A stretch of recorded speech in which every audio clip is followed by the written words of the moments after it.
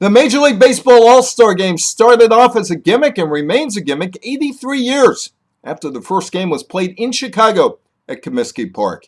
Neither American nor National League owners ever thought about pitting their stars against one another in the previous 30 years that the two leagues claim Major League status.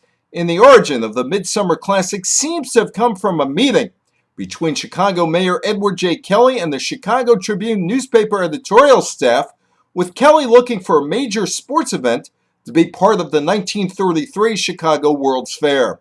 Arch Ward, the sports editor, proposed the idea of an all-star game which was supposed to be a one-time deal. Baseball had always had a close relationship with newspapers, as newspapers gave the sport free publicity and fans, through newspapers, were able to vote for the starters. The net revenue from the game went to former players who needed money.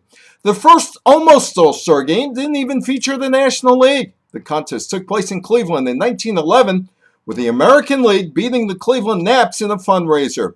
The leagues acted as standalone entities for decades and were not streamlined to become one entity until the 1990s. Arch Ward has an interesting place in sports history. Ward was able to convince the struggling owners of National Football League teams in 1934 to play college football all-stars for charity in Chicago, and that annual game lasted until 1976.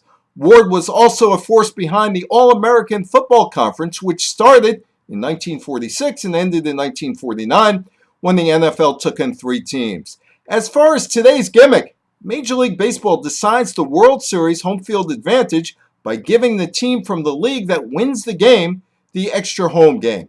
Why? Because baseball feels more people will watch the game because of it. I'm Evan Weiner for the Politics of Sports Business.